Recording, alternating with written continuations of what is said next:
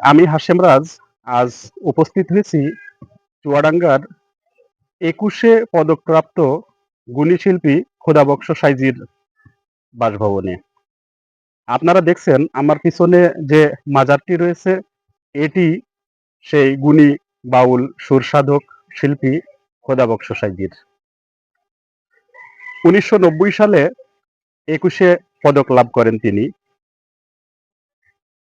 চুয়াডাঙ্গার একজন মানুষ যিনি বাউল সম্রাট লালন সাইজি, সিরাজ সাইজি, পাঞ্জু সাইজি, দুদ্দু সাইজি সহ হাসন রাজা, বিজয় সরকার এরকম অনেক পদকর্তা যাদের সুর সঙ্গীত কিন্তু আদি সুরেই তিনি পরিবেশন করেছেন।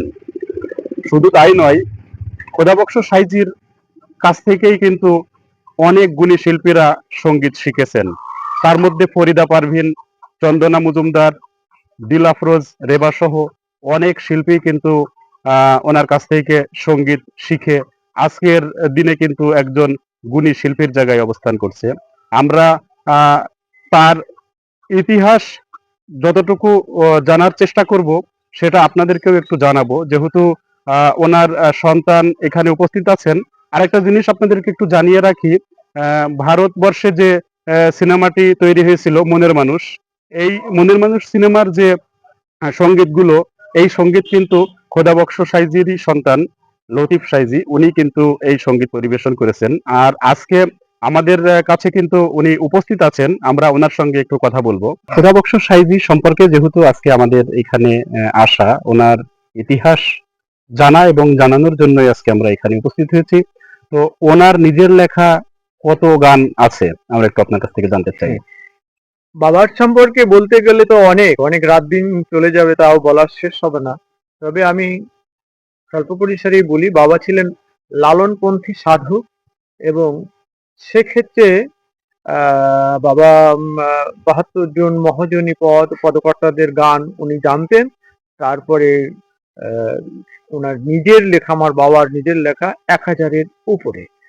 ১৯৯০ সালে বাবা ২১শে পদক পেলেন, সেটাও ঠিকঠাক করে দিয়ে গেলেন বাবা। ওই ওনার বাবার ভক্ত ছিলেন ব্যারিস্টার বাদলার রশিদ, নমিনি করে পেয়ে গেছিলেন। সেক্ষেত্রে ওনারা আমাকে ঢাকায় পাঠায়। ঢাকায় যেয়ে আমি বঙ্গভবনে যেয়ে মরণোত্তর ২১শে পদক আমি গ্রহণ করি এবং সেটা চুয়াডাঙ্গাবাসী এবং মনে করি যে এই ২১শে পদক আমার চুয়াডাঙ্গাবাসীর গর্ব। জি দর্শক, আপনারা ওনার কথা শুনেছেন যে আসলে একজন গুণী শিল্পীর সন্তানও কিন্তু একজন গুণী শিল্পী। মনের মানুষ সিনেমাটি কিন্তু খুবই জনপ্রিয় একটি সিনেমা। অনেকেই কিন্তু জানেন না যে আসলে এই সিনেমার সঙ্গীতগুলো কিন্তু খোদাবক্স সাইজিরই ছেলে লতিফ সাইজির, যা আজকে আসলে আমরা সেই বিষয়টাও তুলে ধরেছি। যেহেতু চুয়াডাঙ্গার শুধু ২১শে পদক প্রাপ্তই তিনি নন, তার পরিবারটাও কিন্তু এই সঙ্গীতের মধ্য দিয়েই এমন ভাবে নিমজ্জিত করে রেখেছে যে হয়তো আগামীতে আমাদের চুয়াডাঙ্গাতে যতগুলো শিল্পী আছে, আমরা সব দিক থেকে মিলিয়ে যতটুকু দেখেছি আর কি, তার মধ্যে কিন্তু লতিফ সাইজিও কিন্তু কোনো অংশে কম নন। তো যেহেতু আমি উপস্থিত হয়েছিলাম মূলত খোদাবক্স সাইজির ইতিহাস জানা এবং জানানোর জন্য, তো যেহেতু আপনাদের কাছে খোদাবক্স সাইজির যে কথাগুলো তুলে ধরেছি, উনি কিন্তু মহৎ যারা গান রচনা করেছেন, শুধু উনি কিন্তু সেই গান নিজে তাদের গানই করেননি, নিজেও কিন্তু ১,০০০-এর উপরে গান লিখেছেন। এবং ওনার একটি পরিচয় আছে কিন্তু, যেটা এখনো বলা হয়নি, উনি কিন্তু বাংলাদেশ শিল্পকলা একাডেমির একজন প্রভাষক, যার ফলে ওনার অজস্র গান কিন্তু মুখস্থ ছিল, প্রায় ১৭০০-র উপরে কিন্তু গান মুখস্থ ছিল এবং ৫০০-র উপরে গান ছিল ঠোঁটস্থ, যেটা কিন্তু যখন তখন উনি চাইলেই গাইতে পারতেন, যেগুলো কখনো লিপিবদ্ধ করার প্রয়োজন হয়নি। তার মানে মানুষটি কিন্তু সুরের উপরেই নিজেকে সর্বদাই নিমজ্জিত করে রেখেছিল।